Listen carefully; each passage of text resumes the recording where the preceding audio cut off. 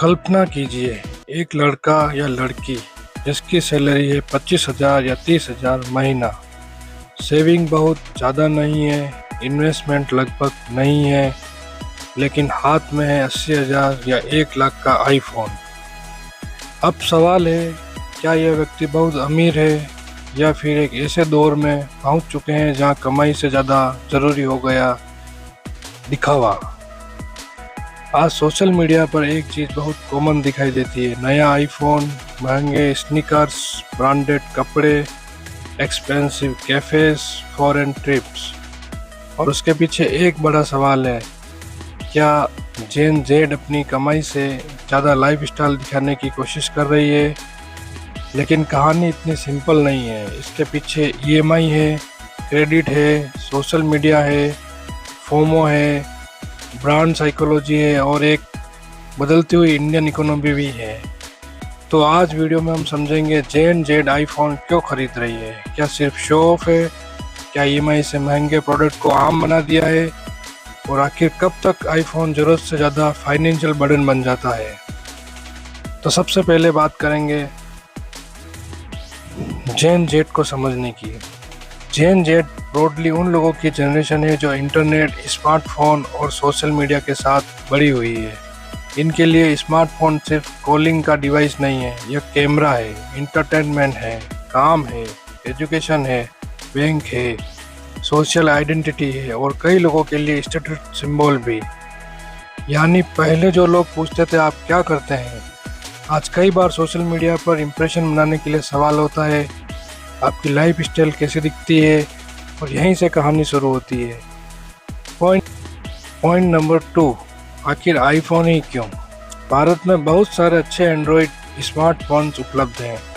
20,000 से 40,000 के बीच भी ऐसे फ़ोन्स हैं जो सामान्य यूज़र की लगभग सारी ज़रूरतें पूरी करते हैं। फिर भी 70,000, 80,000 या 1 लाख का आईफोन क्यों खरीदें?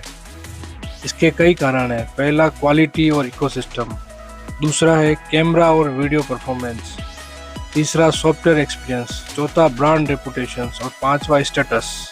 आईफोन का लोगो सिर्फ एक लोगो नहीं रह गया, कई लोगों के लिए यह सक्सेस का विजुअल सिंबल बन चुका है। और यही कारण है कि कुछ लोग आईफोन को टेक्नोलॉजी प्रोडक्ट से ज़्यादा लाइफस्टाइल प्रोडक्ट की तरह देखते हैं। पॉइंट नंबर 3, लेकिन असली गेम क्या है? वह है ईएमआई। अब यहाँ सबसे बड़ा बदलाव आया है। पहले अगर आपके पास 80,000 नहीं थे तो 80,000 का फ़ोन खरीदना मुश्किल था, लेकिन आज क्या होता है, आप स्टोर पर जाते हैं, फ़ोन की कीमत मान लीजिए 80,000 और आपको बताया जाता है सर बस 3,000 4,000 महीने की ईएमआई। अब दिमाग क्या सोचता है, 80,000 नहीं, बस 4,000 प्रति महीना। यही साइकोलॉजी बहुत पावरफुल है। फाइनेंशियल एक्सप्रेशन ने भी भारत में जेन जेड और मिलेनियल के लग्जरी कंजप्शन में ईएमआई और डिजिटल क्रेडिट की बढ़ती भूमिका को हाईलाइट किया है। 2025 में भारत के प्रीमियम स्मार्टफोन सेगमेंट में लगभग 2/3 परचेज फाइनेंस थी। यानी महंगा फ़ोन खरीदना अब सिर्फ रिच लोगों तक सीमित नहीं, क्रेडिट ने प्रीमियम प्रोडक्ट को ज़्यादा एक्सेसिबल बना दिया है। पॉइंट नंबर 4, ईएमआई सस्ती लगती है लेकिन फ़ोन सस्ता नहीं होता। यह सबसे इम्पोर्टेंट बात है। अगर कोई चीज़ 80,000 की है तो ईएमआई उसे 80,000 से कम नहीं बनाती।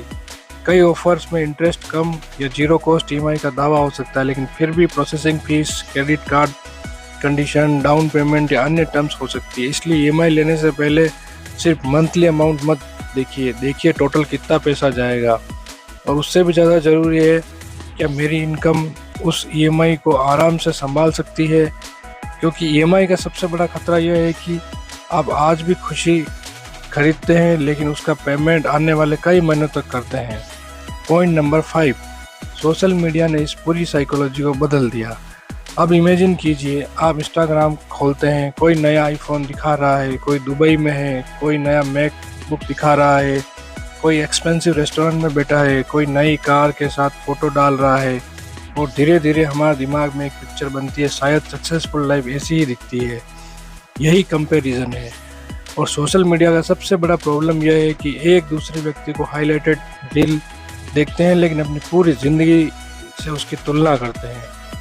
आपको इसका आईफोन दिखाई देता है या नहीं दिखाई देता है कि उसकी ईएमआई कितनी है, सेविंग कितनी है, फैमिली सपोर्ट कितना है, इनकम कितनी है, या फ़ोन उसके पेरेंट्स ने गिफ्ट किया है, इसलिए सिर्फ यह देखकर मान लेना कि उसके पास इतना महंगा फ़ोन है इसलिए यह बहुत अमीर है, गलत हो सकता है।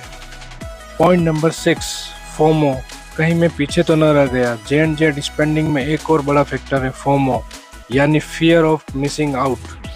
जब आपके दोस्तों के पास लेटेस्ट आईफोन हो और आपके पास पुराना फ़ोन हो तो आपको लग सकता है मैं पीछे रह गया। फिर नया मॉडल लॉन्च होता है, कैमरा थोड़ा बेहतर, प्रोसेसर थोड़ा फास्टर, डिज़ाइन थोड़ा अलग, और मार्केटिंग आपको बताती है यह नया या बेहतर है, और हमारा दिमाग कहता है मुझे भी चाहिए। यही साइकिल बार बार चलती है।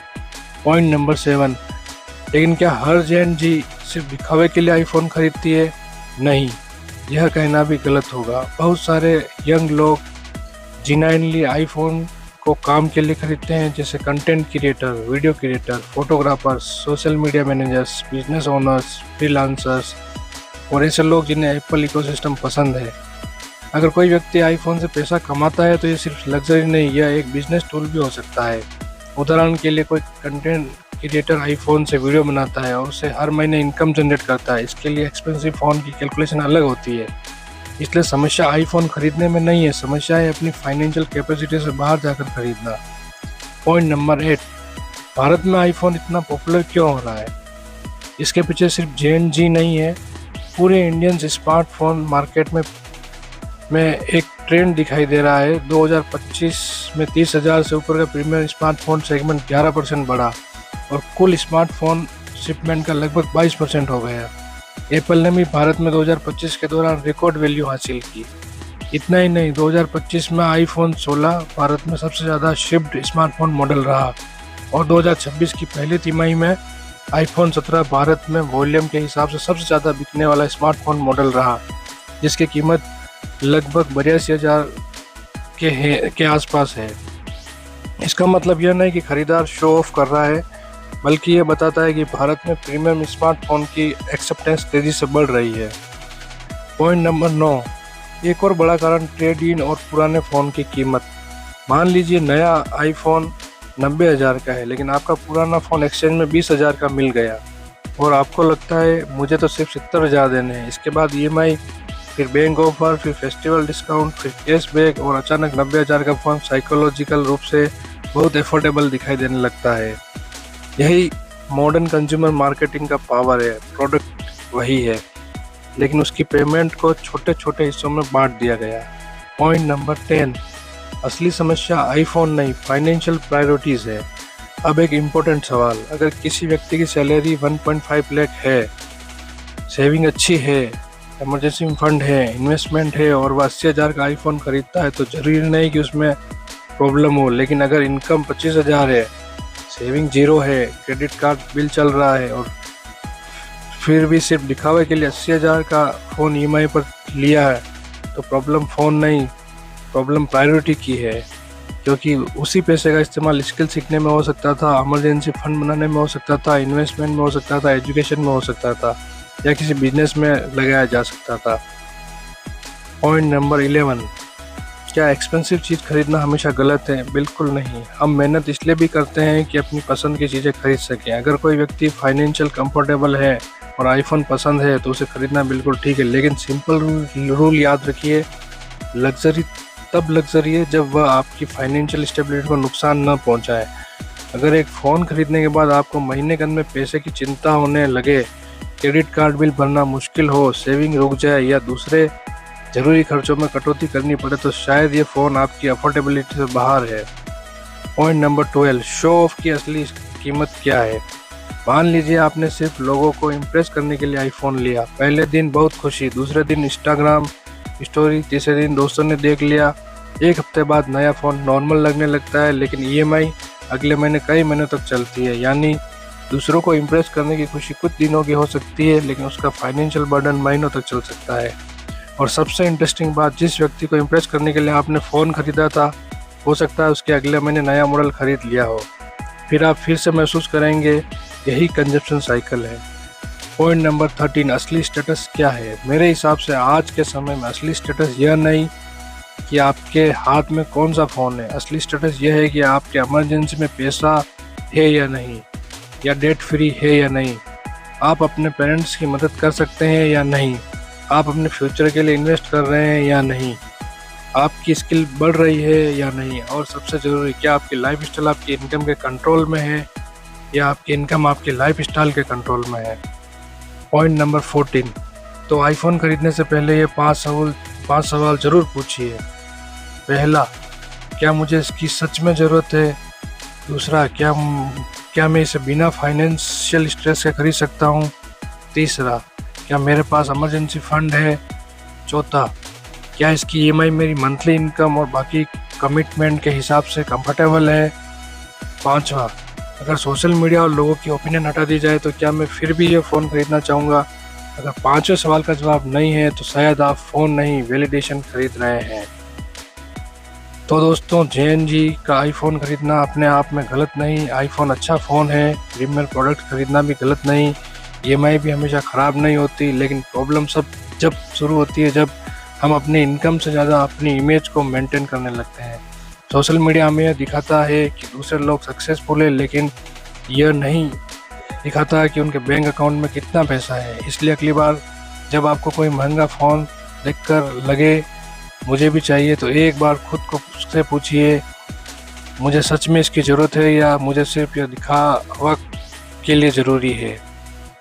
आखिर में महंगा फ़ोन आपकी पहचान नहीं बनाता, आपकी मेहनत, आपकी स्किल, आपकी फाइनेंशियल डिसिप्लिन, आपका कैरेक्टर आपकी असली पहचान बनाते हैं। और शायद दूसरों को दिखाने के लिए अमीर दिखने से ज़्यादा ज़रूरी है वास्तव में फाइनेंशियल स्ट्रॉन्ग बनना। अगर आपको यह वीडियो इंटरेस्टिंग लगा हो तो इसे अपने दोस्तों के साथ ज़रूर शेयर कीजिए जो हर नया आईफोन लॉन्च होते ही भाई इस बार तो लेना ही है, और कमेंट में बताइए आईफोन आपके लिए ज़रूरी है या लग्जरी है या स्टेटस सिंबल है। धन्यवाद दोस्तों, तैयार रहिए नेक्स्ट वीडियो के लिए, और वीडियो अच्छा लगे तो लाइक सब्सक्राइब करें। धन्यवाद दोस्तों।